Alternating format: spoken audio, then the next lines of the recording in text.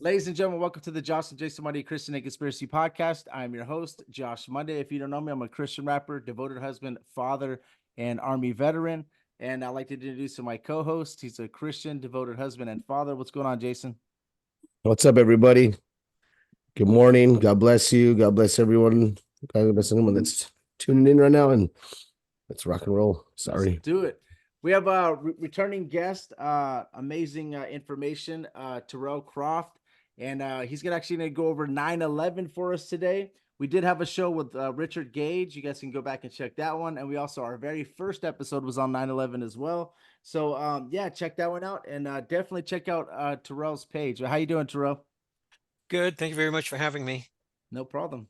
Welcome back. We've had some fun discussions on this show so far. Yes. Yeah, I always have a good time with you, but yeah, we appreciate you coming on. I know you have a nice like timeline you wanted to go over and a good presentation. Like I said, the floor is going to be yours, and we'll just go from there. Okay. Okay. So first, a little bit of background.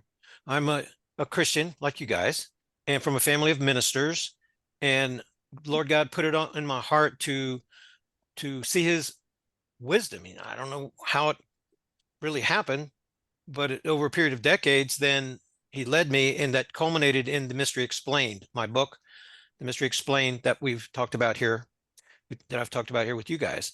And then that book was written in 2005. 2006, Lord God put it in my heart. I saw this loose change video on 9/11 Inside Job, and you could see things weren't adding up. Things weren't right. So it was 5 years after 9/11 Inside Job. Lord God put it in my heart to know what happened there. And that investigation ran for 5 years. And you mentioned Richard Gage. I was a member there, ae911truth.org, and Loose Change with Dylan, Avery, and those guys, and worked my way in to being a member. I was a licensed general contractor and gave my credentials to Richard Gage, Bill Donnelly, and was accepted there. The first post in the World Trade Center 7 room, we had our own forum there. And the first post was mine. And I wrote on all those topics. And that all that work went into my 9/11 book, the 9/11 Truth Exposing the Cheney Rumsfeld Black Operation. So you guys can get access to that. You can have that for free whenever you come and subscribe at the website. You get your Nano Silver, and that's given to you for free. You also get copies of my book, The Mystery Explained, the EPUB version when you subscribe, and then the extended PDF version. So that culminated in 2010. After 2000, then when that book was written, then the Ellen Comet was discovered, and I went into the Project Black Star that I'm working on now. So this is a segment of my life right here from 2006, 2010. Okay, so let me pull up the outline. Perfect. And some of you may have your minds blown. I've got you guys up here in the corner, and it's in my document. Let me pull you down just a little bit. Okay. So chapter 11 of my book is the 100-point timeline. And this is the 100-point timeline here. So whenever you get your hands on my book, then you'll see that there's links, and you'll find out that many of these links, you have to go to the archive.org, to Wayback Machine, for them to be activated. So there's also a video that we're going to have to listen to. I have it pulled up. Okay. And that's Terry Cohen. So I interviewed I was not able to interview Terry Cohen or Alan Wallace, but let me give you a little history on the people that are really important to this investigation. The most important video you're ever going to see for the 9/11 Inside Job was done by Terry Cohen. She's a superintendent over a construction crew. She was sitting in one of those temporary trailers right out in front of out of the Pentagon. And whenever her meeting was at 9:30, and they just sat down, took off their hard hats, sat down. She was the leader of the meeting, and just a minute, 2 minutes later, boom, they hear a thud, and they grabbed their hard hats and they ran outside. They ran right into the front of the Pentagon. They looked inside a hole that was in the Pentagon wall, and that I know now from doing the research is column line 14. So there's diagrams that I'm going to show you. Column line 14 is where the Hughes Raytheon hypersonic missile exploded with 3 submunition bomblets. Yeah. So I'm trying to give you an overview first, and we're going to go through the timeline. So when you hear Terry Cohen, that's going to show to you that the Pentagon was attacked multiple times. The Pentagon was actually attacked 3 times. It was attacked the first time at 9:31:39 exactly. We know by the Navy clock and the Navy Command Center. Then it was attacked again 4 minutes and 48 seconds later. That's whenever the A3 Sky Warrior, so a lot of people believe that no plane hit the Pentagon. A plane did hit the Pentagon. For sure. I'm going to show you the evidence of it. Okay. That happened 4 minutes and 48 seconds later. The E-ring roof still did not fall down. It did not fall down until 10, 15, 16 seconds is whenever the parapet wall began to collapse. So I have the news video links and things like that. It shows exactly what happened. The Pentagon wall fell down about 45 minutes after the original attack at 9:31:39. So I have pulled up here the FAA timeline, the 9/11 Commission report, and the Arlington County After Action report. So when the Lord God took me through the Bible, and I was studying for the Mystery Explained, then he taught me about keywording, key phrases, where they're used in the Bible, where faith is used, grace, where faith and grace are used together. So, and in the Old Testament, where they do not appear. So there's a pattern in God's word of righteousness and important words of where they appear and where they never appear, where they appear together and things like that. So did that since I was young. And then I took those skills into all the documentation, all of it related to the 9/11 inside job, and found vast inconsistencies. The documentation itself tells us that 9/11 was an inside job for sure, because whenever you have a liar, then and you start picking out those lies, and then you have other liars that come along, they're telling you the same lies using the same words, the same key phrases, they're omitting the same things, then there's a pattern there. And the pattern says that Dick Cheney and Donald Rumsfeld were the 2 key figures that orchestrated the 9/11 inside job. Yes. Okay, so I agree with that 100%, but go ahead. Yeah, this is the preliminary links. I have all these links pulled up that I'm going to be showing you. And so let's just begin at the beginning. The 9/11 inside job began, well, if we go back to Cheney and Rumsfeld, since the days of Gerald Ford, they met once a year for 2 to 3 weeks, and for the continuity of government exercises. So this was going on for years prior to. So Bush had to be taken out of the way. Bush, he's not the sharpest knife in the drawer. Okay, kind of like Biden. He's just not the sharpest guy.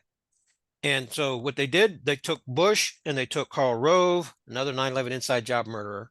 They took those guys and they took them down to the Booker Elementary School down in Sarasota, Florida, and to get them out of the way. So let's go back to the day before 9/11, the Tripod 2 exercise. There were 5 war games that were taking place during the 9/11 inside job.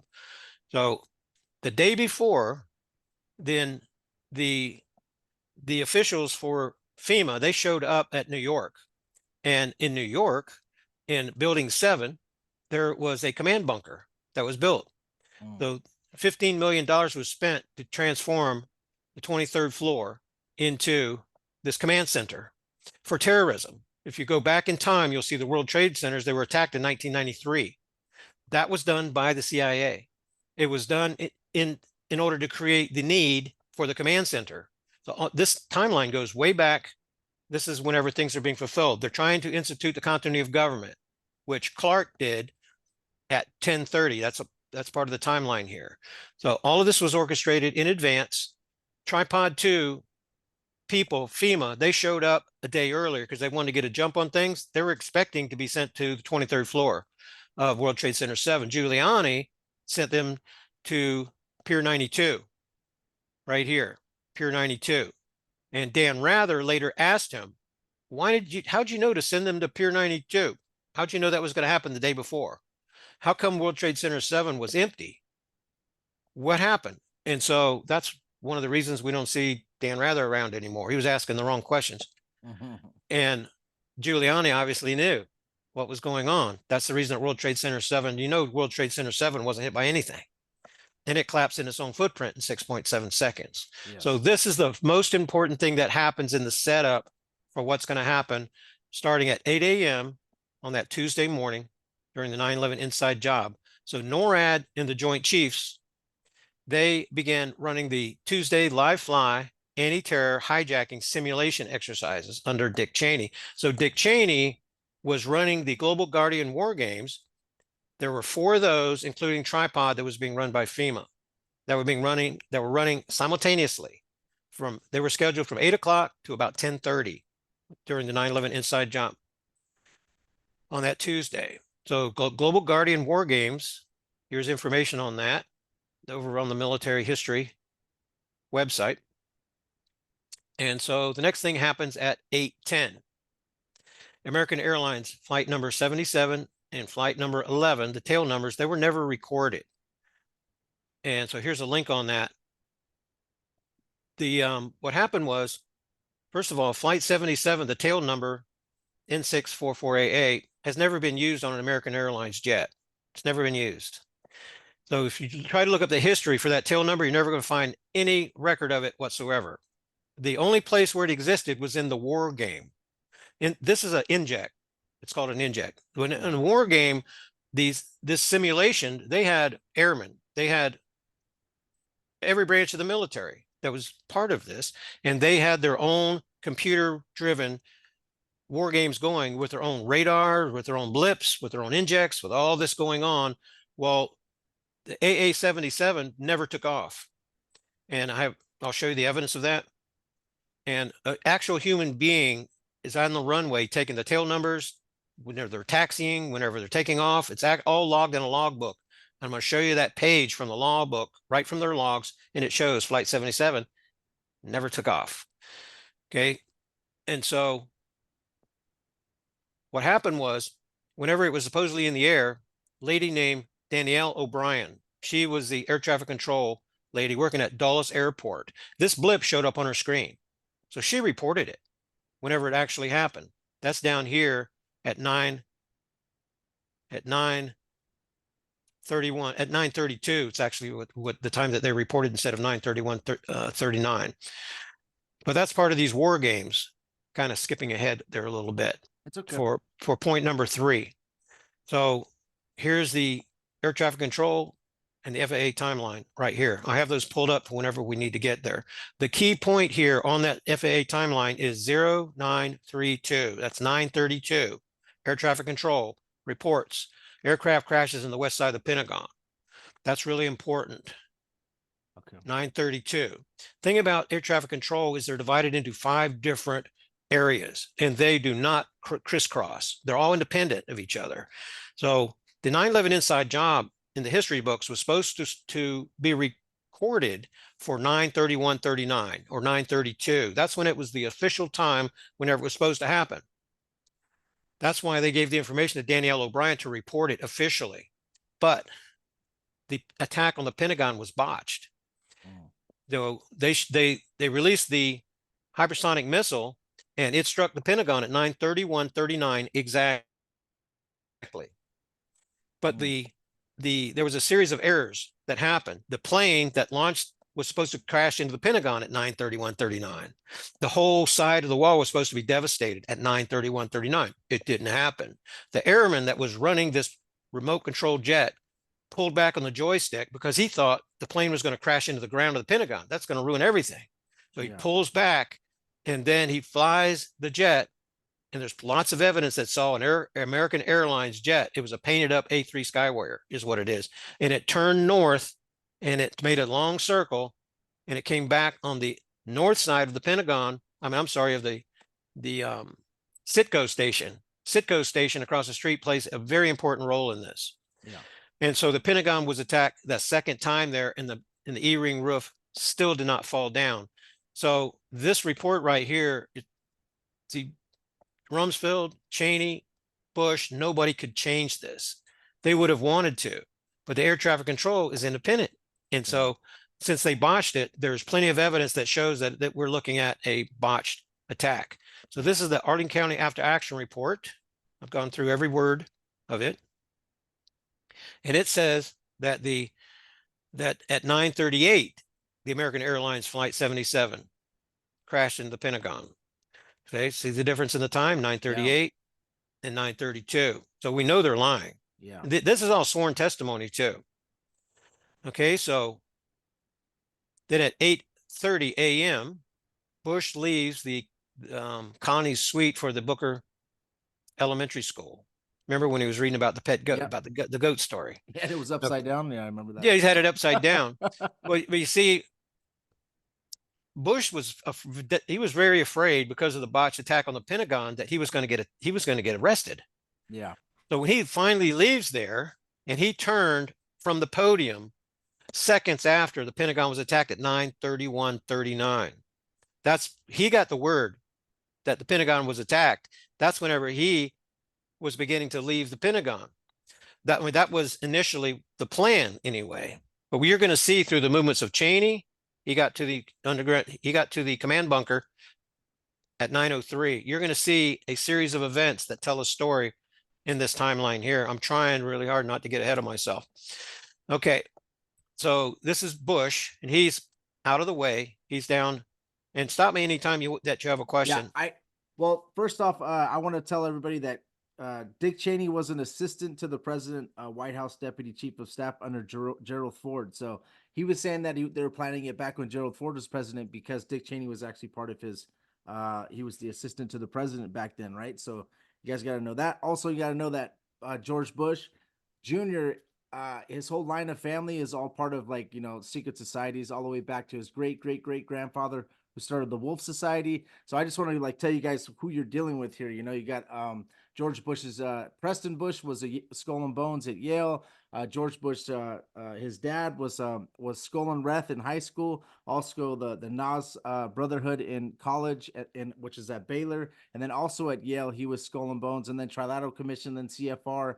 So you guys could see the resume of these people. And then George Bush also was in Skull and Wrath in high school. That's a secret society all the way back in high school. And then in college, he was in Skull and Bones. And then also same as his dad, So just want to let you guys know who they're dealing with. There are a lot of they're cloaked in a secret society, which they probably stole their soul, and they're all into the occult. More, that's who you're dealing with there. So, but go ahead if you want to keep Very going. good. And then Marvin Bush. Yeah. Marvin Bush, Securicom. Securicom ran all the security for the Twin Towers. Yeah. Yeah. Okay. There you go. So Twin Towers, I mean, that we could spend all day just talking about that. And Securicom and Silverstein, how he gathered from the Port Authority. The Port Authority owned the Twin Towers until 6 weeks before the 9/11 inside job. And so as soon as he took possession, or he was going to take possession, then they had to do the fireproofing. The fireproofing crews, this is all explained in my book, 51 Israeli spy ring people, their leader and 2 teams of 25, they went through those buildings and they installed the pyrotechnic charges of where the planes were supposed to. It was under the guise of fireproofing. Yep. Steel frame buildings do not need fireproofing. Yep. Steel frame buildings are fireproof. Because if a fire starts in one part of the building, the actual structure diffuses the energy throughout the entire frame. So you'd have to heat up the whole frame in order to burn down a building. A steel frame skyscrapers never burn down in the history of all the world. None of them. It's impossible. So, but they did have to have those pyrotechnic charges on the floors that were going to be attacked. That's what that was for. Yep.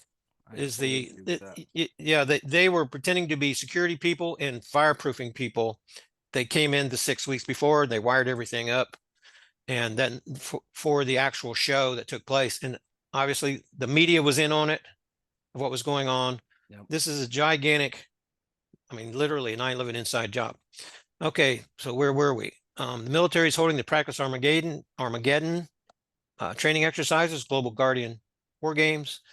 Now, Alan Wallace, sergeant, and his sidekick is Mark Skipper. And they are the 2 guys that run Foam 161 right there. This was their first day on the job.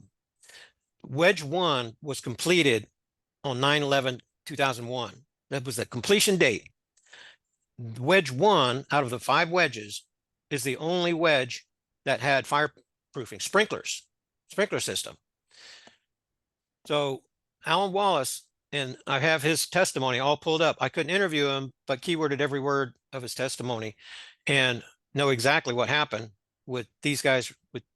So Alan Wallace, at this part of the timeline at 8:30, he moves his Fort Myer Foam 161 truck outside the heliport fire station. Heliport fire station is that little detached building that's right by the helipad out front. The Army runs that. So as soon as you go into the E-ring section, the Army runs the front section of the Pentagon. Okay, behind that, then you have the Navy section, the Navy Command Center. I'm going to show you the diagrams and everything. That's in the Wedge 1 section. All of that is sprinkler protected. Whenever you follow the line backwards into Wedge 2, then you have the Defense Intelligence Agency office, where 7 of those officers were murdered during the 9/11 inside job. So we're going to get to that. Okay. So Alan Wallace is going to be a key guy. His testimony is going to be really important. We're going to align that with Terry Cohen and with the taxi driver. I interviewed Lloyd England, the famous taxi driver that was out front, that the light pole shish kebabbed his windshield. He is one of the most attacked 9/11 witnesses because he witnessed multiple attacks on the Pentagon. The official cover story is a singular airliner, and so his testimony had to be discredited. And I interviewed him for about a half an hour, along with Sergeant April Gallup, who actually walked out of one of the holes. About a half an hour, I interviewed her too. So all of that's going to be tied in here. I'm going to try to get, so there's just a ton of information here. Yeah, I'm gonna let you go. It's just a ton of information. And so we'll just go down this timeline, and then I'm going to show you some pictures, and we're going to listen to some video that's going to help you to see the big picture, and maybe it's going to blow your mind a little bit. Alan Wallace, if you haven't heard of him, then there's a link right there to his testimony. Okay, so then Phantom Flight 11 inject strikes the North Tower. So this 100-ton jetliner did not crash into this is an inject from the war game. And the simulation that holds the data that's been used to this day to show that something actually happened, not actual radar, but from the war game. All of that is the war game data is all interwoven in here to support the 9/11 inside job lie that's going on. That happens at 8:46. So at 8:48, the first pictures are telecast from the burning World Trade Center on TV. So there's a link on that, the History Commons. Then the reason that the New York had to be attacked first is because something very important had to happen.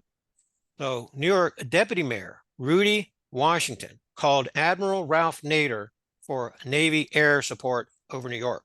So down at the Pentagon, the commanders had to be convened in the brand new Navy Command Center. Now, this command center was built with concrete walls so that these commanders, all the important people, could run into it, close the doors, and they're going to be protected even if Washington was nuked.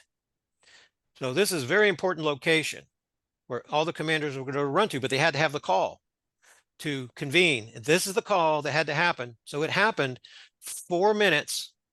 What's this? 4 minutes after the first attack, then they got the call. So the commanders started running into the command center. This is all part of the plan because they're about to be murdered by the DOD. Okay, so at 9:03, Flight 175 inject strikes the South Tower of the World, the South Tower World Trade Center. Yeah. Okay, 9:03, that's the same time that Bush sits down in his classroom with the second graders. And then 9:03 to 9:05, Navy commanders convene in the Pentagon Center to plan the Navy jet launches from the aircraft carriers. So that was the plan. Since we were under attack, then the Navy carriers, they were going to deploy and they were going to protect the New York theater. So that was the plan. At 9:06, the Vice President Cheney is moved into the emergency command bunker. Now there's a lot of, if you've done the research on that, you'll know there's a lot of lying going on. Cheney insists that he didn't get there until just before 10 o'clock. Thing is, the president was remote. And so the commander in chief at that time, when we come under attack, is the vice president who was running the war games. So there's a 3-minute time from the time. So they didn't know we were under attack at 8:46. They thought it was an accident. That was the cover story. At 9:03, the second attack, they knew we were under attack. So then the Secret Service has 3 minutes to get him into the command bunker. Yep. That's whenever he was there. No matter what anybody says, that's a great point of contention. And the stand down order and things like that took place. So that's the time that he was moved in. And some of the like History Commons, they've got it right on whenever he was actually moved there. Other sources have that time wrong, closer to 10 o'clock. So then at 9:20, the FBI is notified that Phantom Flight 77 has been hijacked. This is all, again, part of the cover story at 9:20. Then Chief Charlie Campbell calls the Pentagon fire station to warn Alan Wallace and his crew about the World Trade Center attacks. That was taken from his testimony. At 9:20, the A3, there's a picture of it here, diverted from the Joint Chiefs Vigilant Warrior exercise. So this is I'm going back over 10 years. That's Yeah, Laura. I'm having difficulty remembering her last name, but there's Cassiopeia.org from her work. And then at 9:20, FAA headquarters sets up a multi-agency hijacking teleconference. So the FBI, the FEMA, all of these people are not just talking on the phone, they're teleconferencing from 9:20 on. So what the FAA knows, what's being reported from what the C-130, that's another O'Brien, Colonel O'Brien. Then he's here in the timeline. Everything that he knows, everybody in this teleconference knows, because all this data is coming in since 9:20, the teleconferencing that started right there. FBI headquarters sets up. So the the FAA headquarters sets up the multi. Another important thing to realize is that FBI agents, the FBI agents that would be in this area, this is where their home base is. They were, by the dozens, they were shipped out of here. They were on vacation. They were over in California, deliberately put out of the way for this to happen. Yep. Okay. So at go ahead. So they had the war games going on, so it was diverting people's attention to the war games, not knowing whether it was real or not real. They had that going on. They had the FBI agents out of town.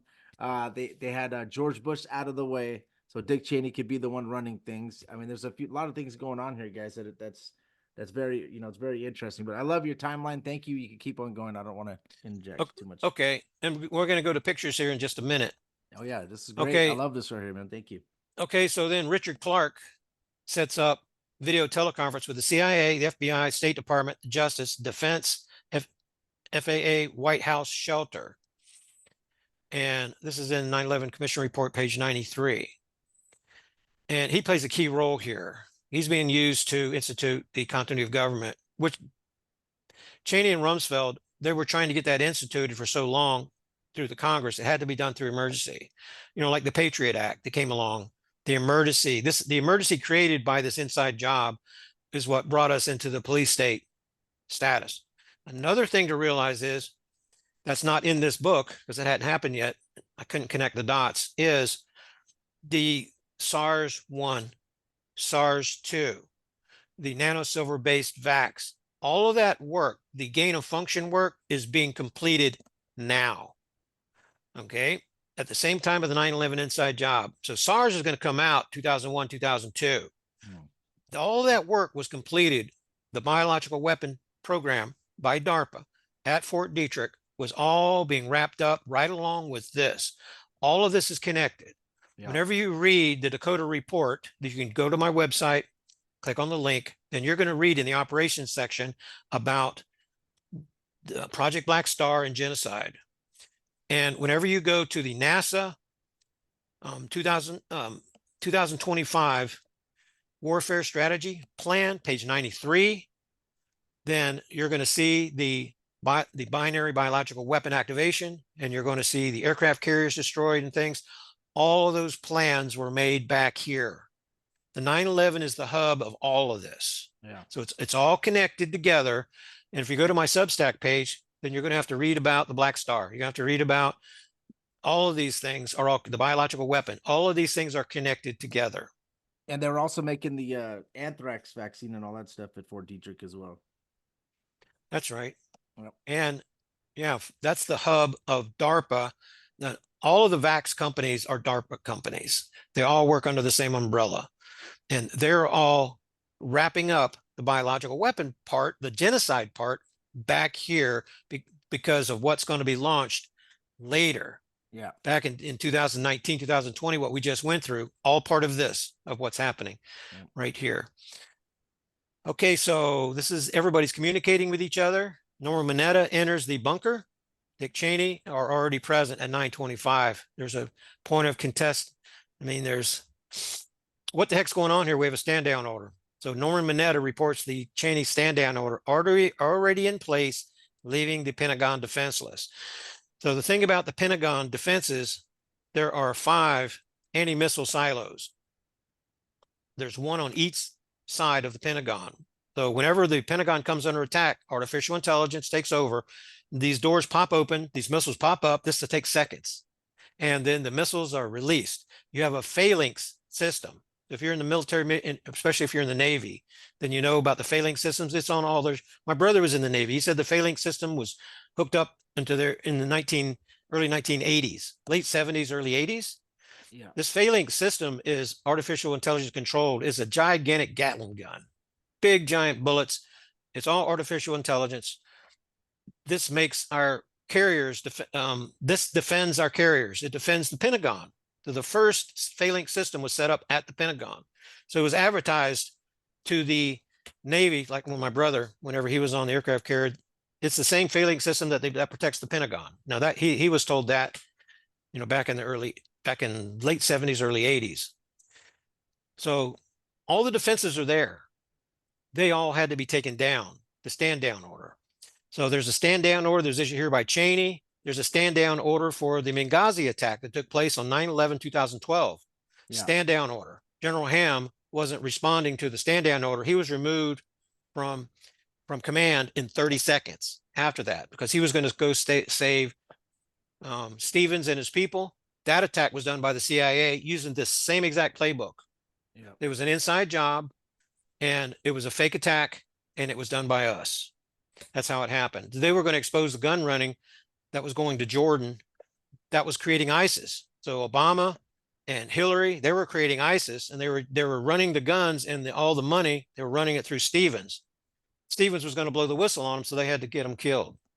But they used the same exact playbook. Yeah. This is the same playbook they're going to use to destroy our aircraft carriers. There's going to be a stand down order. There's going to be a war game just like this. And there's going to be a stand down order. So momentarily, like at the Pentagon, all of our aircraft carriers at the same time are going to be defenseless and they're going to be attacked.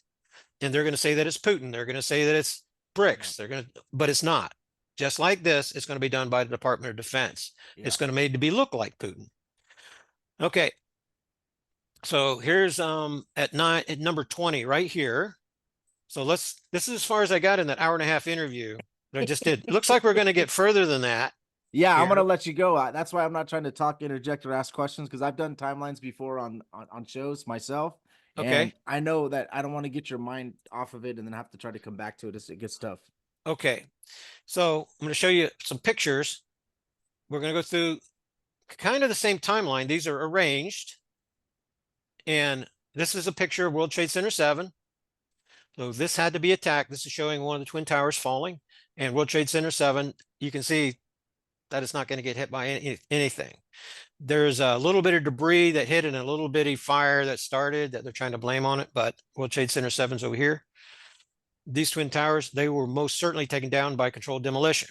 The thing to understand is that the general contracting company that built the Twin Towers was owned by the family of Osama bin Laden. All of these people are connected together. So the charges that were used were placed there. There were pre-construction demolition charges, just like World Trade Center 7 has. So those charges were put in place when the building was built to take them down by controlled demolition whenever they became obsolete. Those are the charges that were used. I'm going to show you the evidence of the 45-degree cutter charges there. That's Well, whenever we get there, my mind just Yeah. thermate and thermite that were used. They super hot.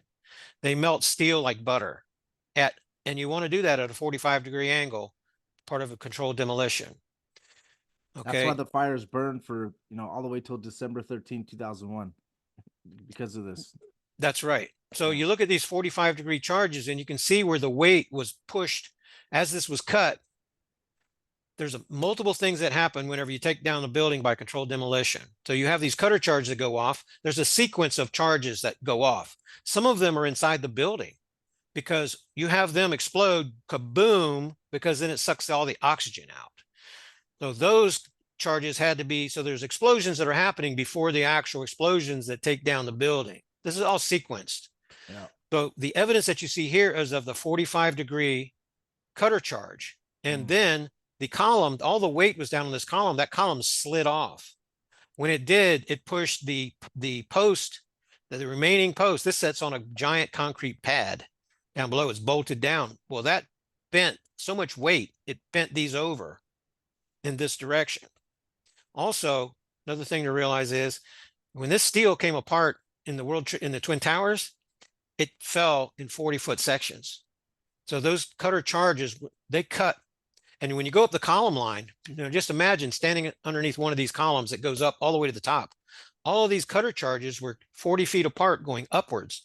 So as the cutter charges cut, then the residue, the thermate residue, all piled, came straight down. When it came down, it hit the ground and it was another one hit on top of it, another one hit on top of it. So it created a giant thermate biscuit. Those biscuits, and it's super heavy. Yeah. And they were so hot that they actually burned the ground. So it became glass underneath it because everything was fused together. And so the hole becomes deeper from the weight and the liquefying of the sand. It caused this thing to go underground. Yeah, and then it was so hot that 6 weeks later, the fires are still trying to burn because of the hot thermate biscuits that are under there. They had a hard time covering that up. Yeah.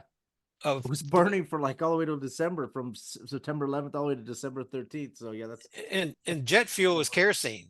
Yeah. Jet fuel is kerosene. It does not burn hot enough. No way. You cannot burn. You can burn all the kerosene in the world. It doesn't burn hot enough to cut through steel, especially in a steel frame network. So this is the World Trade Center building that's just laying over, and you can see the severed ends of the columns.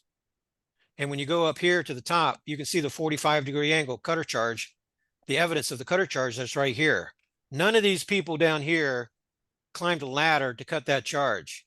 That charge is there already. So the building had collapsed on itself. This is what this picture is showing. And then these are the column stubs that were left over that I just showed you. These are the columns that were on top. And you can see they're bent because whenever they slid off, they had so much weight pushing down on them that they actually bend the column over. This is evidence of cutter charge. This is evidence of controlled demolition. And these sections, again, were 40 feet. All of them were 40 feet. Because whenever you that's the length of the trailers that carry the stuff away. So whenever this building was designed, the cutter charges were put in place to cut the lengths at 40 feet. So to make easy removal. Yeah, so they removed it fast. Yeah. 6 weeks. Right? Took it straight to China. 6 weeks, and they got it all out of the country as fast as they could. And it was good. And China was in on it. Yeah, this is because China received all of the steel, because all the steel is evidence of an inside job. So they had to get this melted down in China. So the Cheney and Rumsfeld, they had to make the deals with China to receive the steel ahead of time. Say, hey, we've got a bunch of steel coming in, and we need it melted right away. So China was part of. If you're not aware, then China is working with the lefties, the Biden administration, the Council on Foreign Relations. They're all working with China. So the giant genome project. If you're an American and you've given your DNA to the 23 people or the Ancestry.com people, all of it is in China. They all have it. Over half of the world population, billions of people, are in their database. That's being maintained by China for the global bankster cartel. So they're all working together. against us. So whenever they're talking about the money that's been given to the Biden crime family from China and Russia, ask yourself what it's for. So they're talking about the money and it's laundered to all the, but they're not talking about what the money's for. The money was to sell us out. We've been sold out. So the Chinese are already coming across the border. They have 7 divisions of military-aged men already here inside the United States. Go ahead. Yeah, and we got to understand that we're like the military branch of, if you want to look at it from like a conspiracy secret society standpoint, we're like the military branch of the Illuminati. That's why you see this happening. And then you know, the money is obviously like you know, the banker branch would be like with the city of London, and then the religious would be like the Vatican. So we're used like this as a tool at all times to attack and do and create stuff like this. So we got to understand that. So that's why you see China, America working together. And, you know, we think that all these things are happening, but behind the scenes, you know, there's a new world order that are working together in conjunction to cause these events, like you're saying, you know.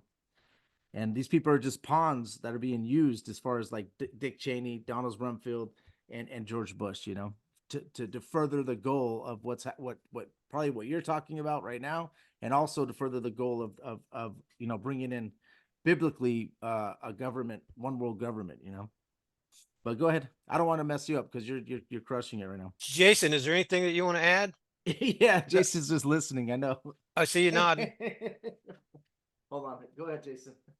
No, I'm good, man. I'm listening to everything you gotta say. It's a lot of information. That's why I'm not saying Okay. anything. Yeah, I just like in the- case.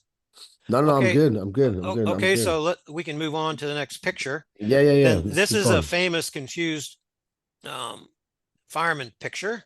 This is and- all stuff I never even heard before. Like This is the way that stuff is cut. Like that's like coming upon, like, if you're like if you're studying something way back in the day and you see like all these stones cut in certain angles, you know, they had tools for that. So it's like this stuff right here. If you ever go back and want to like say like in 100 years and then people actually look at that, like, well, that's not, that angle right there cannot be made perfect like that in a blast that's just like random, you know? That's true. Sure. Okay, so these people did not do this. So this is thermate residue. Yeah, you could tell, like, look at that. That's like You can see it. perfectly cut. And that column slides right off. Yep, and it's So like controlled. So, some of the columns are cut in this angle Damn. for everything to slide off, and some of them are cut at a 90-degree angle. The objective is for the building to collapse into its own footprint so it doesn't damage the buildings in it around it. So that's why we see the same pattern with World Trade Center 1, 2, and 7.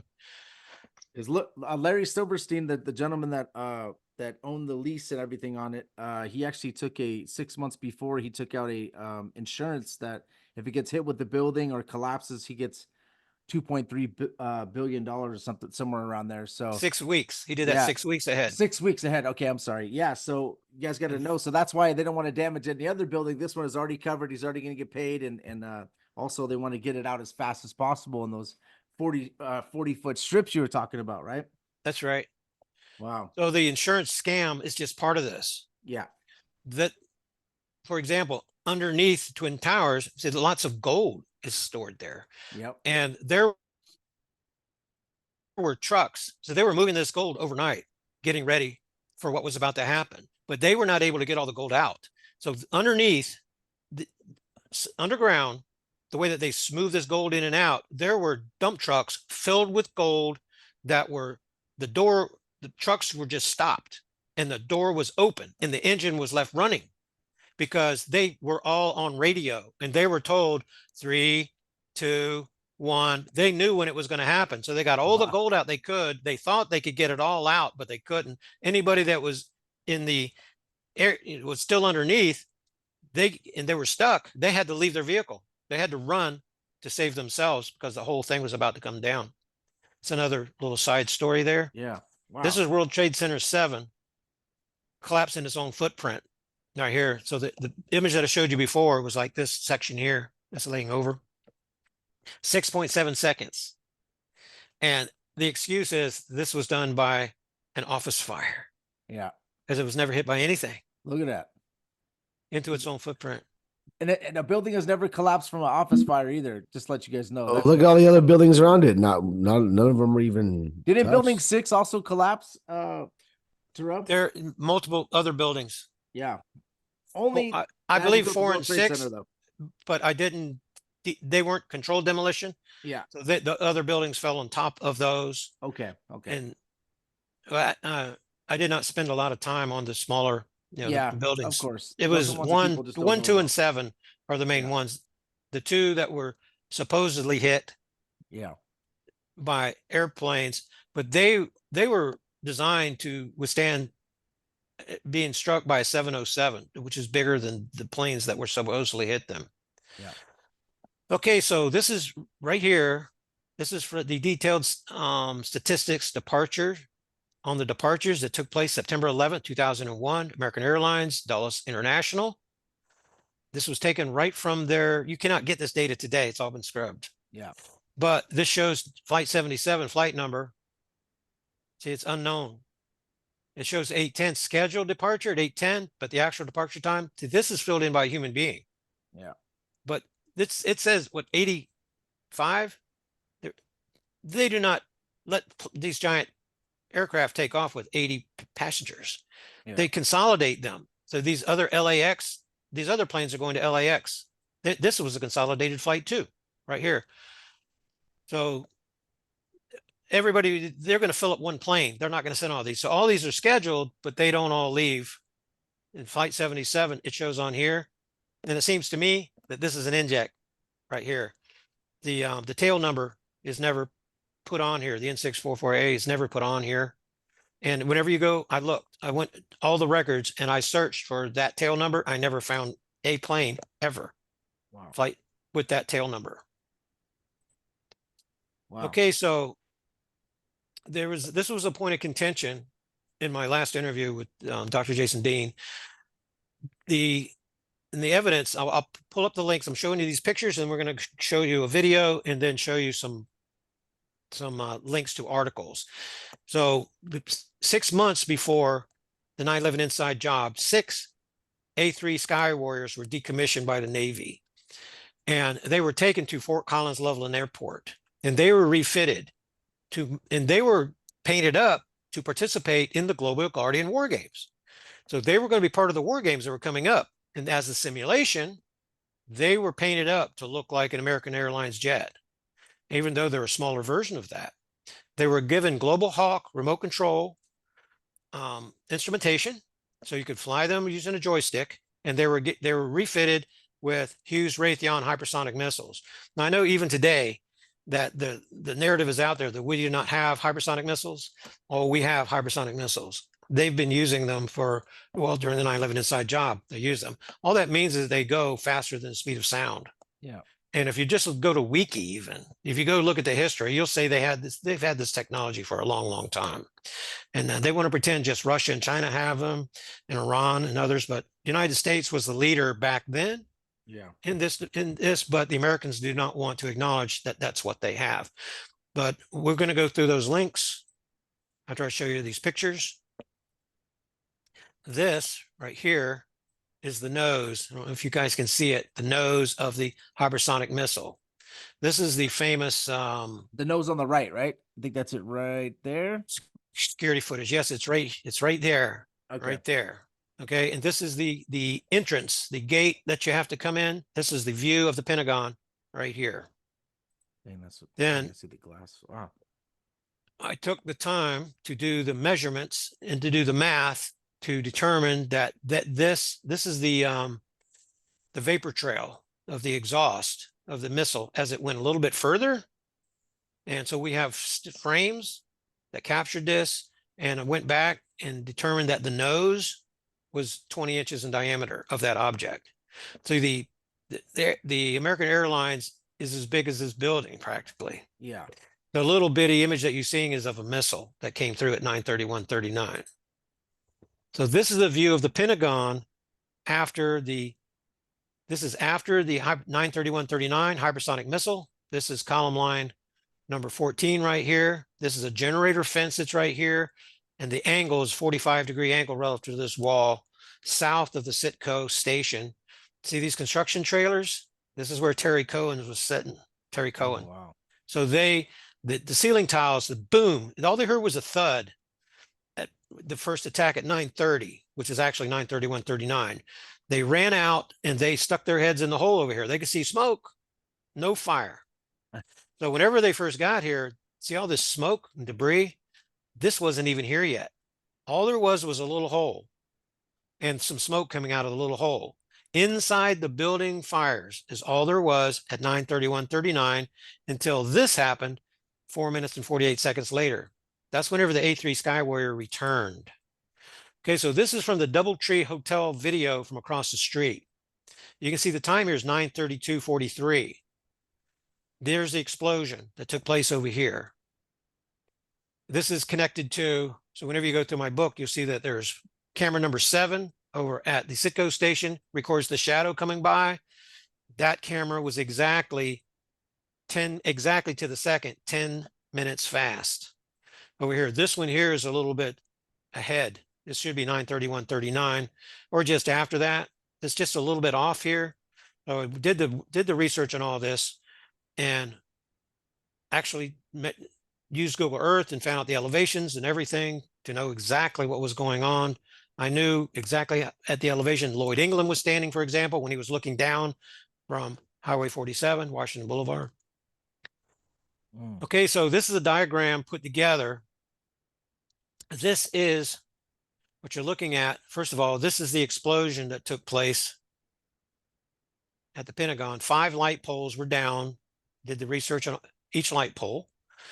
And this is April Gallup that I interviewed. She was positioned, her office was positioned behind column line number 6. So whenever you go through my book, you'll see every column line has a number and what's happening behind each column line. Then this is where the Army personnel, this is where the budget analysts, the bookkeepers, the accountants were looking for the $9.3 trillion. That probably should be on the timeline the day before on 9/10. Then that's the day that Rumsfeld came out and he said that, oh, we're missing $2.3 trillion, which actually turned into more than $3 trillion that they were actually missing. Well, this is the day right here that April Gallup went back to work, just like Alan Wallace, that this is the day that he went to work. So she had difficulty going through security. She told me this. But this day, they rushed her through security. They rushed her to get to her office. She was supposed to die during this. She had her kid with her. Oh. And the very second that she pushed her button was at 9. She was supposed to be there at 9:30. She at 9:31:39. She had sat down her coffee, pushed the button on her computer. When she pushed the button on her computer, the first boom happened, knocked her right out of her shoes, knocked her and her son unconscious. Oh. They have brain damage. Oh. And from the brain damage, see these missiles and these munitions, they have frequencies that they operate on, shock waves. Whenever they pass through things like a human body, like through somebody's brain, they create an imprint and at a frequency and a velocity that can be detected. And there are books that are filled with this data. So they can tell the submunition that she was struck by, and they can tell the distance that she was from the epicenter of it by the information that the Navy has. So I wasn't able to get all of that, but I did do a deep dive into that to know that they have brain damage, and it's from this submunition bomblet that struck right here. So this is a 45-degree angle that I call the death corridor. And this hypersonic missile burst through the E-ring wall right here. It's 220 feet from here to the back. The submunition bomblet blew up. This is where the Army section, this is where the budget analysts and everybody's looking for the $2.3 trillion. And whenever you do the research on that, you're going to find out the report was never made because the people were killed. That's what it says. They didn't appoint new people to go. No, they never found it because everybody was killed. Submunition bomblet number 2 blew up. Remember, I mentioned that the Navy Operations Center, the command center there, it was solid concrete. Well, this missile penetrated and submunition bomblet number 2 exploded inside the command center. It blew a hole into the floor and killed people in the basement. Wow. Okay. This is this is wedge 1, wedge 2 cross wall right here. This is a control joint in the building. So this section is completely detached from this side. There's expansion joints. They're in here. So I'm a general contractor. So I know how to read these blueprints. I know what they mean. Yeah. So whenever I show you the diagram for this, it's going to show all these columns are bent, pushing away from this. This is the exact location where this happened. This is the exact location. We know by the columns. There's a checkerboard of columns that are in here, and they're blown apart. Some of them are painted red, some of them are painted orange, some are painted yellow to give you a code to know where the blast took place. So this is submunition bomblet number 2. And then submunition, the hypersonic missile burst through this crosswall right here. This is the only section that was under attack that was not fireproofed. Defense Intelligence Agency office right here. This is where the submunition bomblet number 3, it bounced up against the rear. This is a concrete wall here, concrete and brick. It bounced up against the wall and then exploded, killing 7 Defense Intelligence Agency officers. They were placed here. These commanders were placed here to be murdered. Wow. These people here, the budget analysts and everybody, were placed here deliberately to be murdered. So this took care of their $2.3 trillion problem. This killed the Navy commanders. See, if these commanders could convene and do what they were supposed to do, they were going to discover and expose that the Global Guardian War Games was the cover. Yeah. So they had to be taken out. Wow. These defense intelligence people, they're the people that are going to solve the case. They're going to gather all the data and say, look, we were attacked during the Global Guardian War Games, blah, blah, blah. So these 7 people that were going to solve the case were placed here deliberately to be murdered. So I'm going to show you, see, here's a picture of the rear C-ring wall hole. This is all that there is. The AE drive, that is between the C-ring wall and the B-ring wall. That's where you're standing right here. So I'm going to show you an enlarged version of this picture right here. This is B ring. This is C ring. All there is a hole. So the submunition bomblet exploded against this wall. Nothing came out the other side. And remember, this is only 220 feet from this other side. All of everything from E ring to C ring is under a single roof. So the separation where you can first drive through is between the C ring and the B ring in the Pentagon. Okay, so this is a diagram that I put together years ago for the book showing you what happened at 9:31. See, this has happened at 9:31:39 a.m. We know that because the Navy Command Center has a clock in it. That the shock wave stopped the clock at 9. This is in the Smithsonian now at 9:31:39. And the Smithsonian people were going to change the clock to 9:38. And the Navy people, like my brother, so I brought this up to my brother, who is he's out of the Navy. And I told him, I said, they were going to change the clock on the Navy Command Center because they said it was wrong. And as soon as I said that, the hair on my brother's neck started standing up. So he was in the Navy. He knows what a quartermaster's job is. Yeah. They're the timekeepers. Every second hand on every Navy vessel in the Pentagon, every naval vessel down to the dinghy, every second hand ticks the same second all around the world. If they're off by 1 second, then sometimes the quartermaster will tinker with it. That's my brother, that's the term he used. Or they'll decommission it. It'll go OOC. It'll be tagged OOC, replaced, and they go and fix it because every second hand, the only difference is the time zones, but every second hand ticks at the exact same second. So the Navy from their observatory is the timekeeper of our military and of the United States. So the Navy Command Center clock was exactly right to the second whenever this happened. And it says, and I'm going to show you the actual clock, 9:31:39. The Army, they're not as precise as the Navy on the clock. So the difference, if there's a minute difference within a minute, then they're, we'll give them to that, give that to them. Yeah. They're supposed to set their clocks by Navy time. Yeah. But not all of them are going to do that. Okay, so this is the C ring. This is the D ring. This is the E. This is the D, this is the C, this is the hole right here. So you can see there's a roof here and a roof here for the first floor underneath. This is where you can drive through, right here where that wall is, right there. This happened at a 45-degree angle on purpose. Because when you look at the columns, they're laid out And so whenever you stand at this hole and look through, there's a corridor that you can Yeah. see straight through there, kind of like a checkerboard. So this is a queen move or a bishop move in chess. Yeah. This is the move that they made deliberately. Submunition bomb at 1, submunition bomb at 2, submunition bomb at 3. This was Man. very deliberate what they Calculated. did. Yep. Wow. And math is my favorite subject. And so doing the timelines and the math and the things like that. So this wall over here, this is the outer E-ring wall. This is the inner C-ring wall right here. And this is what they labeled as the punch out hole. So being a Mason, I can tell you this is brick, the veneer on top of a concrete. So there's a concrete block wall that's right here. Extremely strong. He's a Mason, not a Freemason. No. And I get asked that question. No. I did the research on Freemasonry. No, I know you did. I read Harold Baldwin Percival's book, Thinking of Destiny. You know, it's he means just very Mason. Yeah, very big. I know about their Immaculate Conception. I know their degrees. I've done the research on that, but I am absolutely a bricklayer, type Mason. I'm not as Philly. And people, sometimes they're trying to make me into a Mason, one of those, bad guy Masons, but no, nothing to do with any of that. Yeah. So this is the actual wall that's right here. Now you're looking at it, and you can see that no 100-ton jetliner came through here. Yeah. You can still see 100%. a missile did come through here. This is from the Navy Command Center. This is a picture of the E-ring. It's a perfect circle right here. Defense Intelligence Office right here. 7 people killed.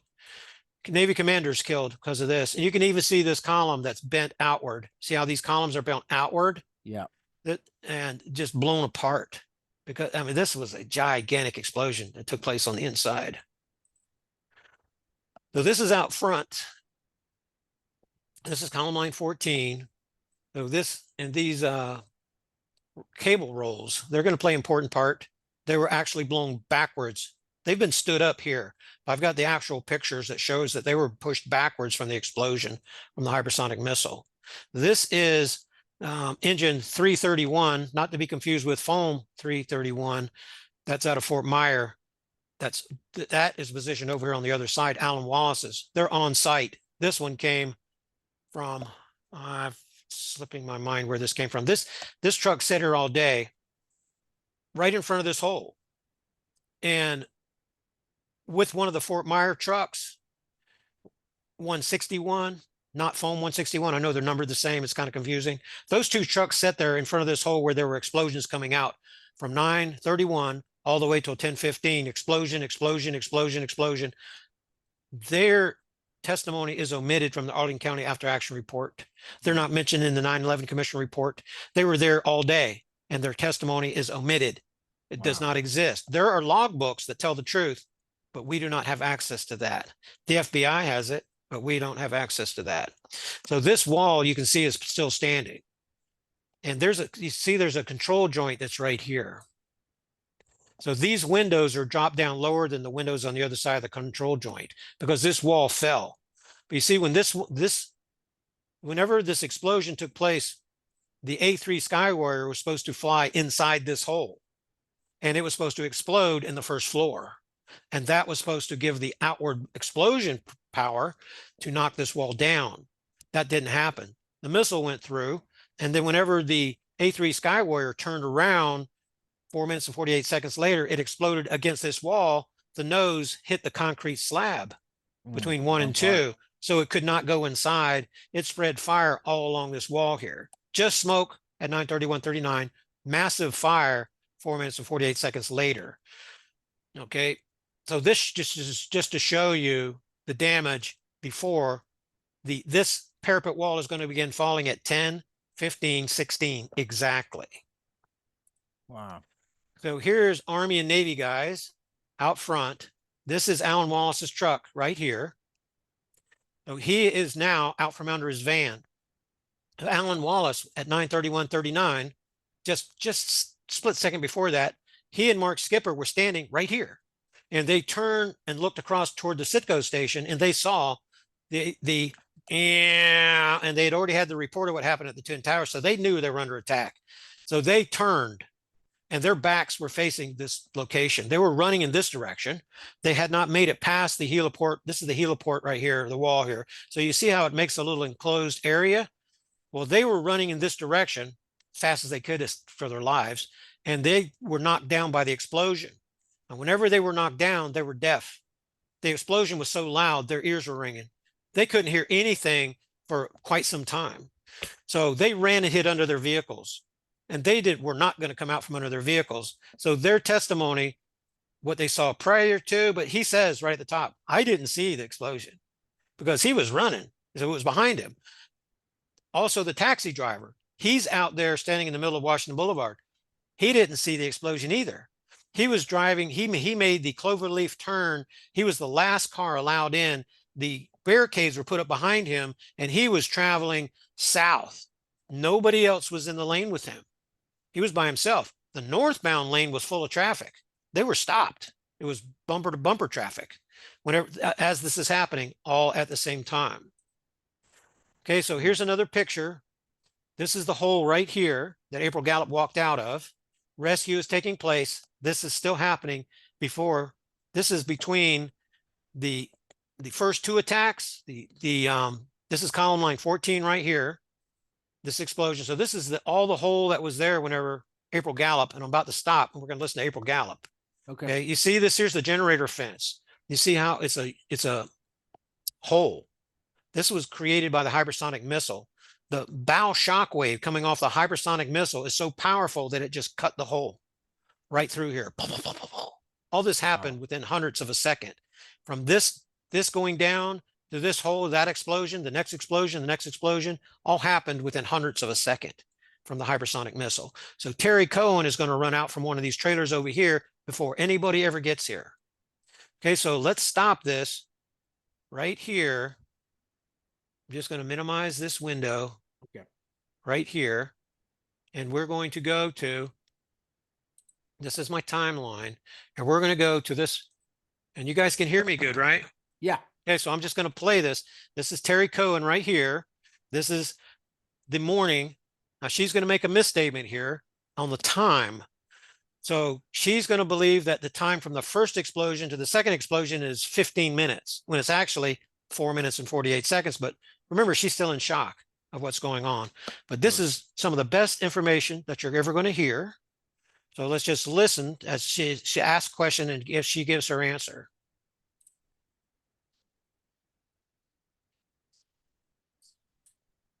I think we need to, I think the sound is off. We can barely hear her. Maybe got to go up on the. Can you hear me? Volume. I can hear you, but the video, we need to probably put the volume up a little bit. Okay, I sent you a link to this. Okay, it's in that email that I sent you. So would you rather play it from your side? It's one of the. It's the first link in the page that I sent you in the email. I can maybe. Do you want to try it? Yeah, want to try to hit that? See the volume right there? The volume right here on the screen. Can you click that real quick? Are you talking to me? Yeah. On your screen, there's a volume button right there. No, I don't see it. It's right to the right of where the play button is. It looks like a you could click that. It's on YouTube. It's right. Let's see. Oh, on YouTube. Oh, this right there. Yeah, it's all the way to the top. It's all the way up. Okay. And mine is at 100%. And this could be, I have this problem sometime. Okay, so while I'm playing this, I'm going to stop her about halfway through. If you'll find my email that I sent you, it has this link and you can play it from your side. So remember, I'm recording this.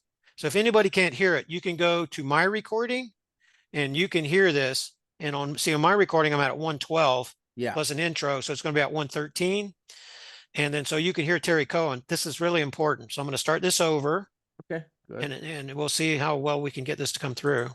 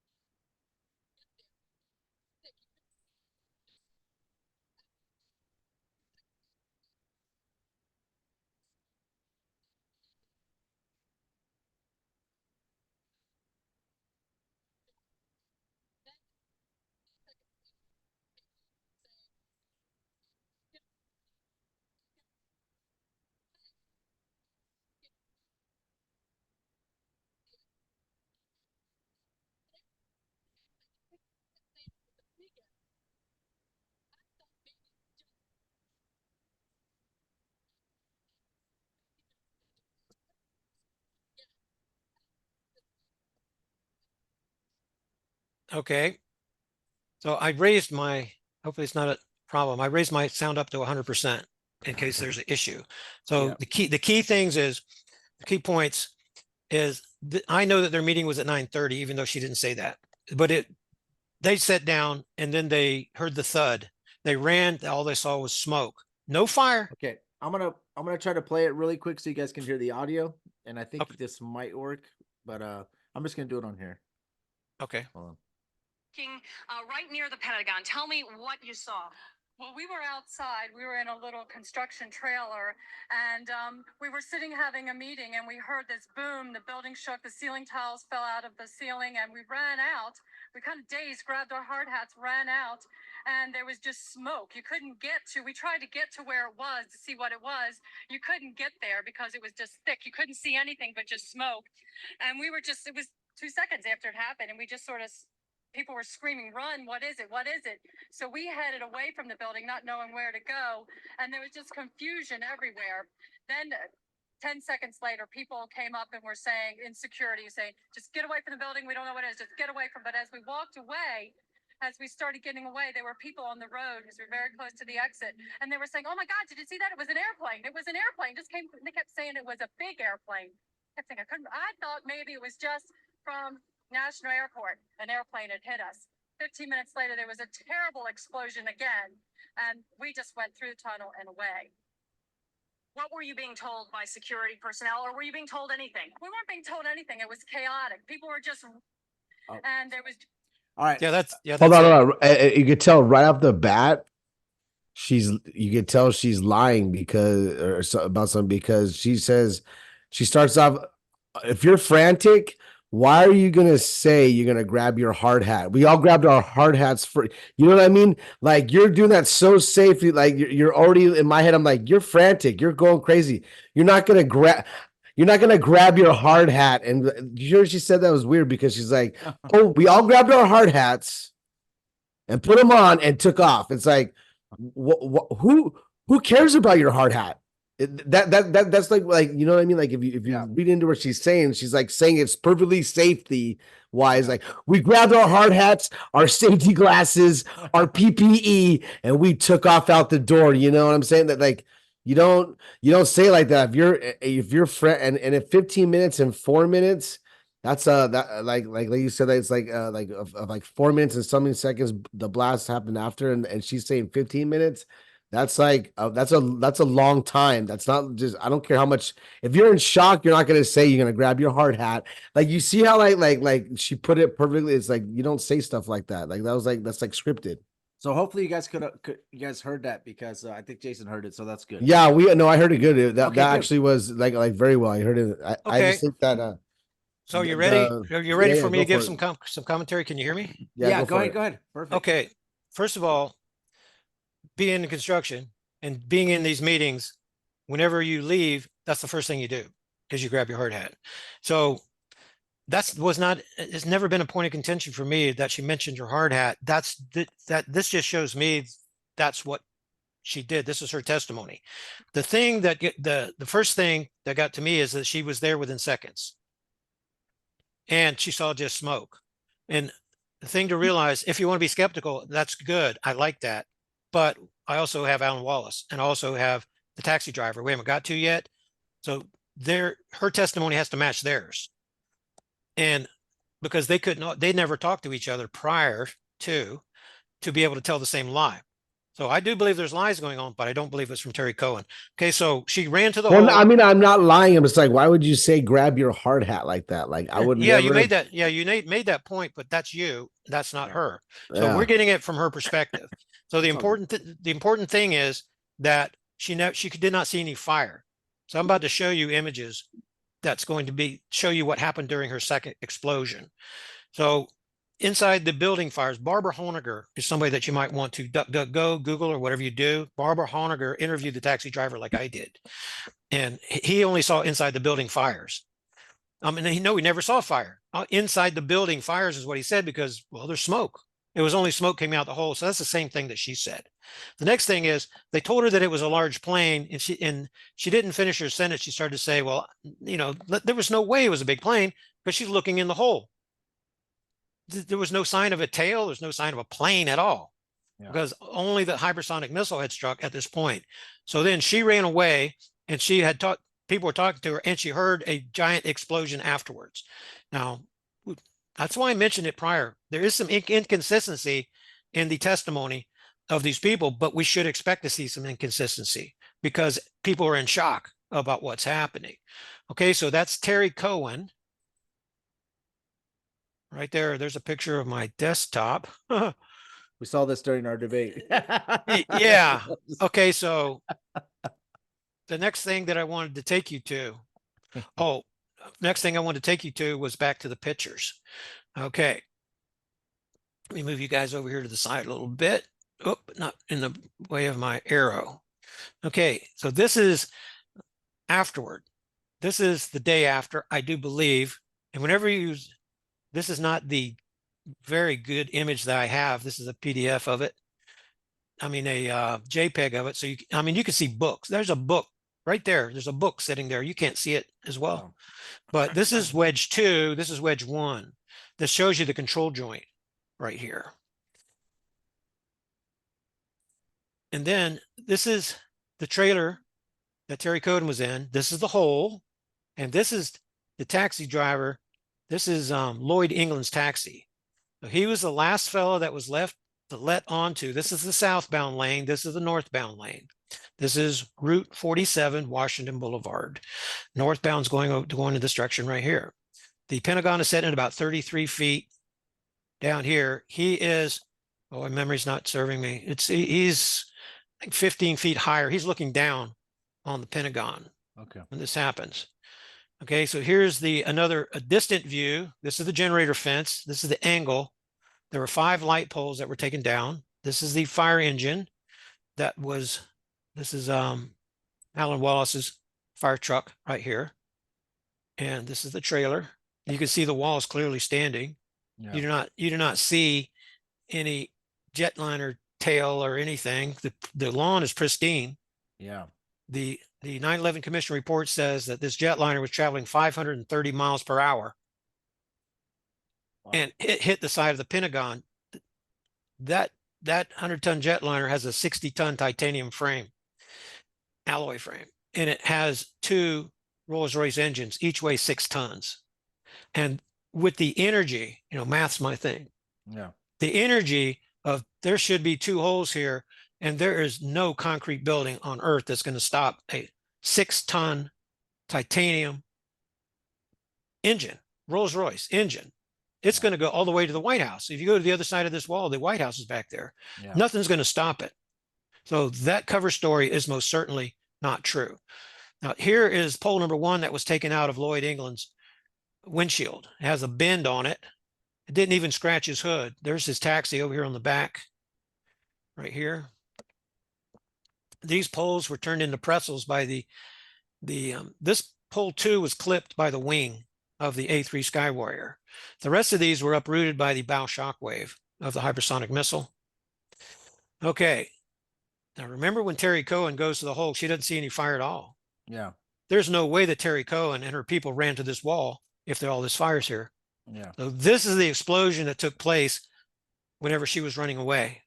Yeah. This is the big boom that Lloyd England talks about. So Lloyd is this taxi driver. Oh, there's Lloyd right there. Wow. There's Lloyd right there, the guy that I interviewed. So he comes onto the cloverleaf and he's heading in this direction. And he's out of his right side, he can see the Sitco station and he can see this. Yeah. Well, the hypersonic missile was initiated. It was dropped by the A3 Skywarrior when it was descending 1.5 miles in about 2 minutes. It descended. It was coming down at 500 knots. It released the hypersonic missile and it actually trailed him. And so that whenever the A3 Skywarrior was in place, the hypersonic missile was supposed to go hypersonic, and all of this was supposed to happen at the same time. The bad part for the Cheneys and the Rumsfelds and the DOD is that the hypersonic missile was made to go hypersonic too early. So whenever the plane was still relatively near the Pentagon, near the Sitco station, the hypersonic missile went hypersonic, and pew, the bow shock wave uprooted pole number 1, and it was launched north into Lloyd England's windshield. They didn't think that was going to happen, right? So as soon as that happened, get back over here, this pole was in that windshield right there. And he made the right-hand turn and didn't screech the tires, is what he said. And this pole was sticking right here. Dang. Now the northbound lane was wall-to-wall traffic, was not moving. There was a guy in a white van sitting right here. He saw Lloyd. He was 69 years old. He saw Lloyd struggling with this light pole because he didn't even have a scratch. He had the windows broken out, but there was not even a scratch. It just javelined right into his back seat. Wow. He was trying to get it out. See, it's aluminum. And the bottom of it has breakaway bolts, has a plate and breakaway bolts. So if you hit it with a VW Rabbit going 5 miles an hour, it's engineered to break off. That's why the poles, well, you see, that wasn't part of the DoD plan. They didn't realize that bow shockwave for the hypersonic missile was going to uproot the poles. So this pole goes javelin style down the road here, hits Lloyd right in the windshield, right into his back seat. He makes the right-hand turn. The kid jumps over, and he's struggling with the pole. Now, if you realize, Lloyd is standing right here. The kid's standing right here. They have this aluminum hollow pole. They're trying to pull it out. Well, as that's happening, the A3 Skywarrior returns, and that's what caused this boom against the wall, the big boom, explosion. So Lloyd was driving south whenever the hypersonic missile created this hole. And then he stopped, and he was wrestling with this pole, standing on this side of it. His back was turned to the Pentagon when the A3 Skywarrior came back and exploded against the E-ring wall. So he was in the right place for both attacks, but he was looking the wrong way both times. So this pole almost killed him when it could have easily javeled right through his windshield and killed him. It was right beside him. So imagine that. Wow. And then he gets out. The kid helps him. They're holding the pole and trying not to scratch the hood. At the same time the explosion happens, they get knocked down, and the pole almost kills Lloyd twice. So he is in severe shock. He was interviewed. Barbara Honegger is the best interview for Lloyd England that you're going to find. So if you want to, I have a link to it. Did he say anything about seeing a plane at all? Absolutely. But he saw the plane when he was still driving. He saw it coming from his right. He did not see it hit the Pentagon, just like Alan Wallace didn't see it hit the pole, and he didn't see it hit the poles either to knock them down, because that's what they were trying. That's their official story, right? Is the plane knocked down these poles, right? That's right, 5 of them. Wow. But you can look at this pole. Yeah. There's the upper arm. This is the actual light, and this is the main base. This pole was not hit by anything. Yeah. It was hit by the bow shock wave. Yeah. And it's bent, and it went into his windshield, but it's not clipped. Pole number 2 is clipped. Yeah. Pole number 2 was clipped by the wing of the A. See, whenever the missile went hypersonic, then the bow shock wave blast past the A3 Skywarrior. That threw the A3 Skywarrior off. So the joystick operator, the airman, then he was trying to keep the thing from crashing. The wing dipped. When the wing dipped, he was it was under remote control. It clipped pole number 2. And remember, I showed you that pole. It was clipped for sure. It's not like this one. Pole number 3 was twisted into a pretzel. That was the bow shock wave. Yeah. Okay. So now let me catch up. This is the big boom that took place. Okay. Now this is the Army clock from the heliport. This is the Navy clock from the Pentagon. This is at 9:31:39. See, this one is a little bit later at 9:32. This has a similar time to the DoubleTree clock. The DoubleTree clock from the time, the one that I showed you, it has very close to this time right here. But what I think is the Navy clock is right. And these clocks were just learning a little bit fast. Then this is an image of the first 9:31:39. Let me move you guys over here. 9:31:39, this happened. No fire, just smoke. Just like Lloyd said, just smoke. Just like Terry Cohen said, just smoke. Alan Wallace couldn't tell you this because he was under his van over here. He is going to be chased out. If you just read his testimony, Alan Wallace is under his van for about 4 minutes, about 4.5 minutes. The fire chased him out from under the van. He and Mark Skipper They couldn't stay under their van anymore, but they didn't hear the second explosion because they were deaf. So there's inconsistencies in their timeline, and I've keyworded everybody and see the reason that they do not realize there was a second explosion. They think that the fire was there the whole time. Alan Wallace and Mark Skipper, they think the fire only caught up to them after 4 minutes, when actually the explosion happened, and that's whenever the A3 Skywire hit against the E-ring wall. They just didn't realize it. So there are parts that were saved, that were salvaged. This is from the painted up A3 Skywire. If you compare the images, you'll see this is the image from the painted up A3 Skywire. It's what it is. The next thing to realize is that there are time change parts. All of these refitted A3 Skywires had time change parts. They are registered. They have registry numbers on, serial numbers on them. And those numbers are recorded in 2 logbooks. That's how we know that what struck the Pentagon was an A3 Skywire. Okay, so let me stop these images just for a second. I want to show you. Let me just go through these. So we're probably close to the amount of time you want to spend on this, right? Yeah, we're about an hour and a half in, but we could probably do like another 20 minutes if you like. Okay, so let me try to wrap it up so you have a finishing point. So I'll show you what I have pulled up. This is Alan Wallace's testimony right here.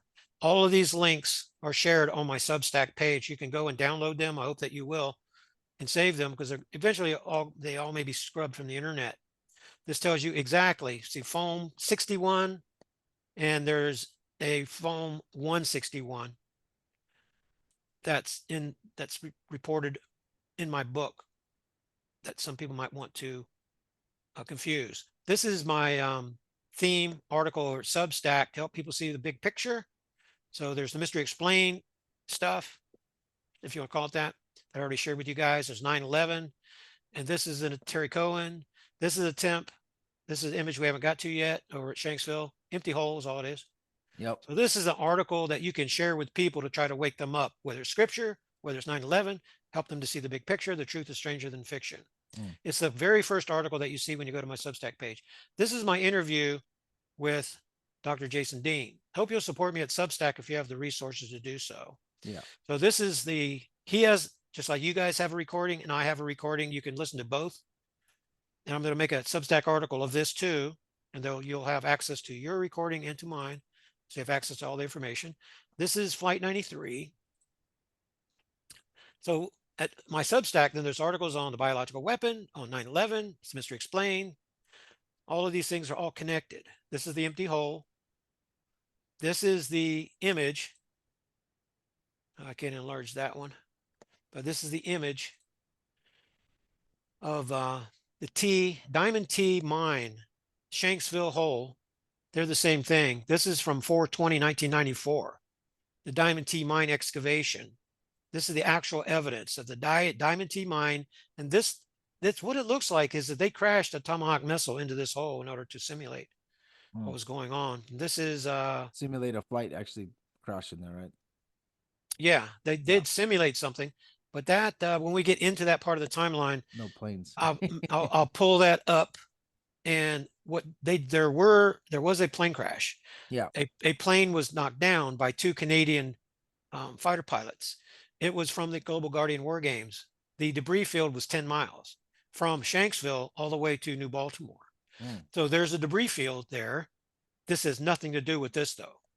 So whenever you read this post, you'll see there's the hole. The people aren't even looking in the hole. There's nothing there. The tape is right by the hole. If this was a 100-ton jetliner, there would be massive amounts of evidence. And more people get angry with me about this report than any other one because of let's roll the video and all my relatives and this and that. I'm sorry you were duped. I'm sorry. Yeah. I'm showing you the official government exhibit evidence, and there's no plane here. There's nothing resembling a plane there. Then World Trade Center 7. So these are the articles that you can go to my Substack, and you have access to everything for free. So support is optional on that. That's the way I want it to be. Hardin County after action report.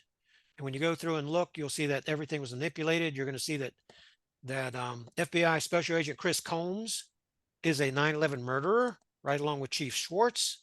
He was the number 3 guy at Arden County Fire Department. He was elevated to be the chief after this because he's a 9/11 inside job murderer. They have their hands are just blood red from murder. They were part of it. They used Flight 93 to evacuate so they could kill more people. Okay, so this is the timeline. I'm just wrapping this up. Yeah. See, at 9:32, this is whenever the Pentagon attack happened. This was Dulles Airport report, Danielle O'Brien, 9:32. But whenever you go to the 9/11 Commission report, it says it happened at 9:37:46. Okay, big difference.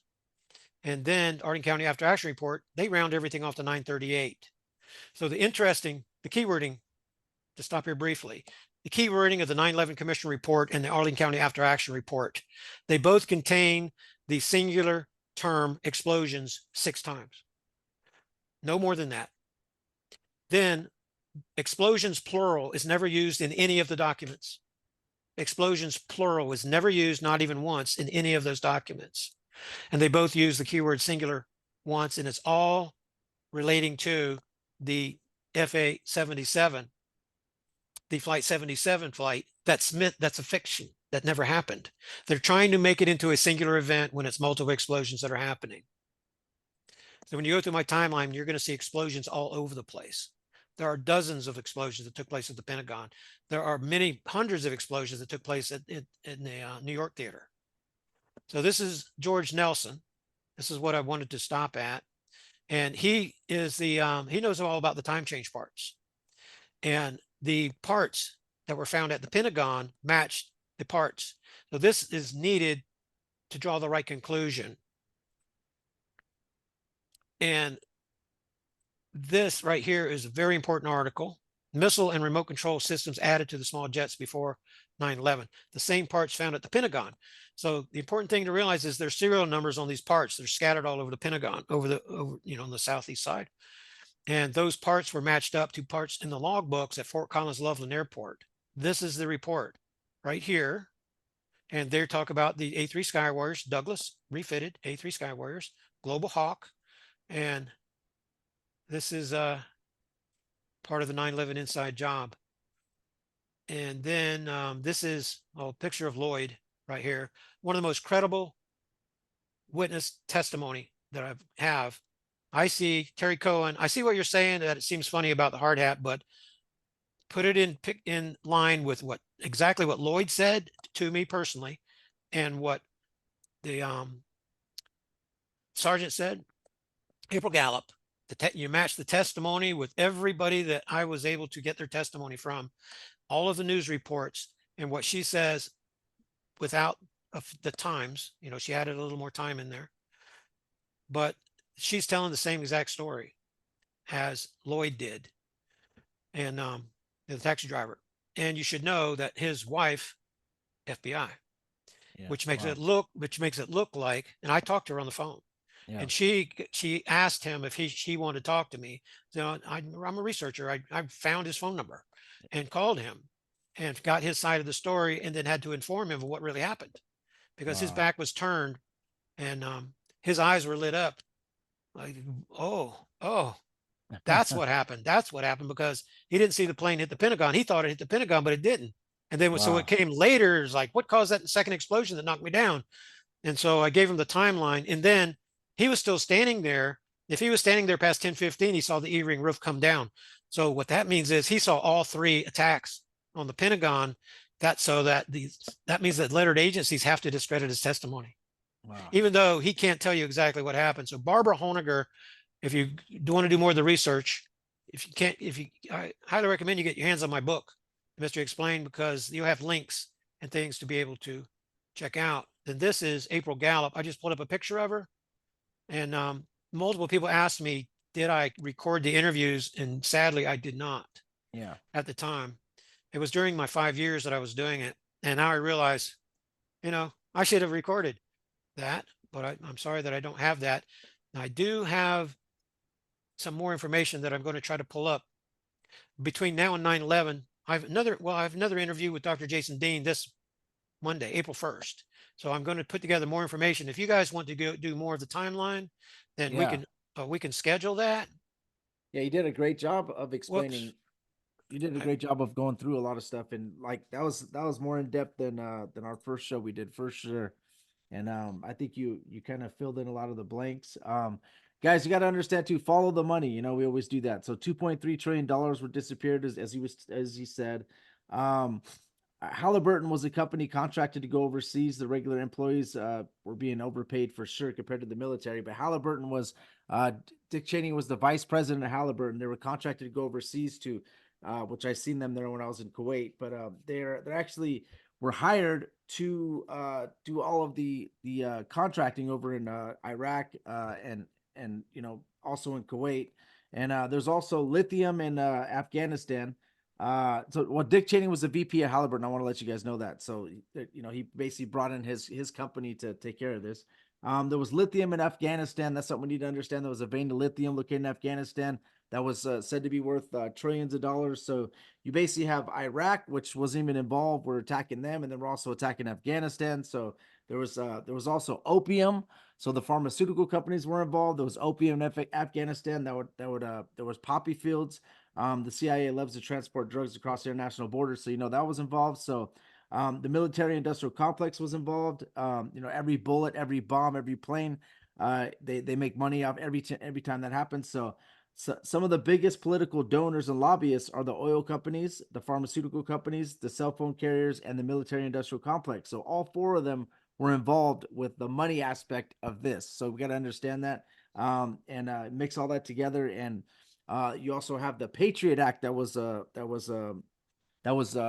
approved after this happened. So there's stuff in the background that was happening that besides just the conspiratorial aspect of it that was happening as all this was going on. So I think this is a great explanation of in depth of that part. But yeah, we could have a part 2 probably, so you could go over the rest of the timeline for sure.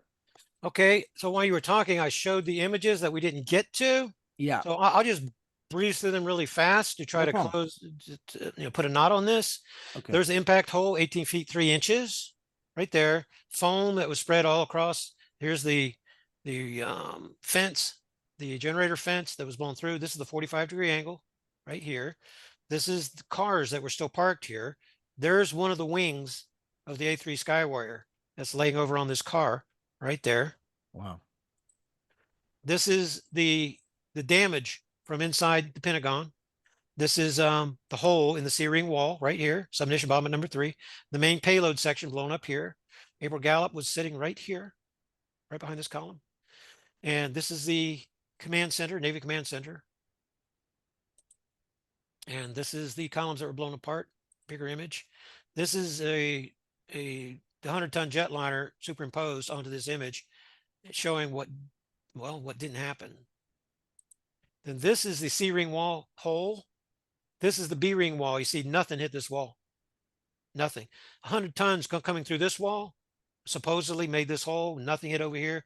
This is absolutely impossible. Also, the fire that started over here in the D-ring was managed from Tuesday all the way till Thursday night because people had to be killed. The witnesses had to be killed in here. And there was just a little small section of the Defense Intelligence Agency that was fired that wasn't sprinkler protected. See all this water? Yeah. That's from the sprinklers that went off. So wedge 1 was all sprinkler protected. There's the empty hole, Shanksville. There's nothing there. Here's the actual, this is from the U.S. Geological Society. Yeah, the Diamond T mine, they did an excavation to see if it was worth mining, and it wasn't. So they just left the hole there. Yeah. That's the hole that was used, and that's the last picture to try to kind of close this up. And Awesome. If you let me, I'll do a little shameless promotion. Oh, hey, you know what? You got to always do that. And hey, support him too. He's look at the research he put in he didn't even go over the full timeline. Look how much research he put into to that. So yeah, go ahead. Yeah, there's plenty of room there's 100 points there. A lot more happened. Those are the 100 most important points. So this is my website, terrell03.com. Dr. Jason Dean, he interviews me quite a bit. Biological weapon, 9/11, different things. I work together with him. Check out this interview with this is Tina Griffin over Counterculture Mom, information about the biological weapon. And there's certain topics that I don't cover too much because I know you're on YouTube. I don't want you to get you booted off. Yep. This is the Thank Black you. Star event timeline. June 3rd is going to be nearest proximity. So either the world's going to have a geological pole shift, and Paul's prediction from 1 Thessalonians 5 is going to happen. The destruction is going to come suddenly, like the birth pangs upon a womb with child. The birth pangs are the earth changes. I cover that in my Black Star update reports, daily reports Monday through Thursday. You can get a subscription, just $25 to the Mystery Explained information. You get access to all the newsletters going back to 2019. This is for the Project Black Star, just $25 a year, access to all the Black Star reports for 2024, one per week, 52 of those. Then this is if you want to be in the survival group program, you get your threat assessment information about what's a Black Star, super plume, biological weapon, and such. Everybody gets a copy of my book, The Mystery Explained. You get the extended version when you get your nano silver. This interview will be posted right up here as soon as time permits. Like I said earlier, I have people showing up here. We have survival prepping things that we're going to get done here over the weekend. I'll get that up there just as fast as possible. And whenever you subscribe to me at Substack, that starts at just $8 a month, then you get a free mystery report subscription, access to all the newsletters, you get copies of my books, you get a notification email, and all of that. And that's it. Appreciate you guys very, very much. And I hope you'll schedule with me again. We'll do this again. We can do other topics if you want to within the purview of YouTube. Yeah. And remember, you can always get more information by going to my Substack on all the related topics. Yes. So, and we appreciate you coming on. You did a great job, Jason. Any last words for the audience? Oh man, yeah, check this guy out. He's very, very informative, man. Good job. I had a good interview. Very good interview. Awesome topics. And guys, look into this and also support Terrell. He's got his book, he's got his Substack, and he's got his website. Check it out. And a lot of information, well detailed research for sure. And check out our past interviews that we did on our show and also on his channel as well. And also, Terrell, can you tell me what your YouTube is real quick? Oh, good. Let me pull it up. Yeah. My YouTube is I want to get you more subscribers over there. Oh, this is my Christian channel. Terral Croft. Okay, there we go. Perfect. Yeah, Terral Croft. And like you, when you're on YouTube, there's only certain things they can share. Yes, on there. So this is for my Christian channel. I mean, this is for my mystery report. All these videos are for my mystery reports. And so it doesn't get used a whole lot. So there's a breadcrumb trail laid down for you from the first newsletter going back 2019, 2 Gospels of the New Testament, 2 churches of the New Testament, 4 baptisms, difference between God and my Father art in heaven. All those videos are here.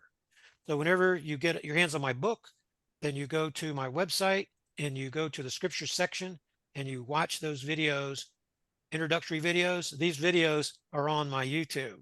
So if you just click on this link here, you'll be going to my YouTube, just subscribe there. So whenever there's a new newsletter, I only do about 4 of these per year. So whenever there's a new newsletter, then those videos will show up here. As if you subscribe, you'll know that there's a new newsletter in the Dropbox folder. So I hope that you'll subscribe there. You can see God's wisdom hidden in plain sight. I thought that'd be my only mission in life. And God sent me on this investigative path to 9/11 and then now the Black Star and biological weapon and things like that. So and then it helps you dig deeper into the Bible, so that's awesome. So, all right. Well, thank you guys. We always end this in prayer. So let's do that. Father God, in the name of Jesus, thank you so much for blessing us with this glorious day. You're blessing us with the rain out here. I can see that the rain is coming down hard. Thank you for keeping the power on for us, Lord. I see that the power just shut off in the city of Rialto, and it didn't shut off here. So thank you for that, God, for keeping a clear connection. That Terrell is out there exposing evil, like Ephesians 5:11 says. If you could, Lord, put a legion of angels around him, protect him. There's a lot of events that might be coming pretty soon here that he's predicting, and if all that stuff goes down, I want you to put a legion of angels around him, protecting him, and all the people that are in his group. Survival tactics that he's using, help him to lead the way. He's a leader for them, so help him to be that guy. Okay. Sounds like there's a lot of plans of the New World Order to try to infiltrate our government and do stuff like of the sort. I just want to say, Lord, if you could please protect us, protect my family, protect Jason's family, and anybody that's listening out there, please protect their family. We know that there's the end times is going to get harder and harder, and I just want to say, Lord, please help us to stay in our word, help us to keep faith in you, Lord, and anything we do, we want to give glory to you. So even this show that we did right now, we want to give glory to you. Thank you for providing this type of information. Thank you for providing us with Terrell to, do a deep dive and dig. We want to know what the devil's doing, so the devil's in the detail with all this information. And Lord, we just appreciate what you do for us, the food we eat, the water we drink, and the air we breathe. Thank you, God. We love you. In Jesus' name, amen. Amen. All right. Thank you so much, Terrell. We appreciate you. Everybody that's listening, we appreciate you guys. Our YouTube is Josh Monday Music and Podcast. Our show is Josh Monday Christian and Conspiracy Podcast. If you look it up on any audio platform, you can check us out. We got 170 shows, 171 now actually shows out. And, we're going to continue going, and we appreciate all of you, and God bless you.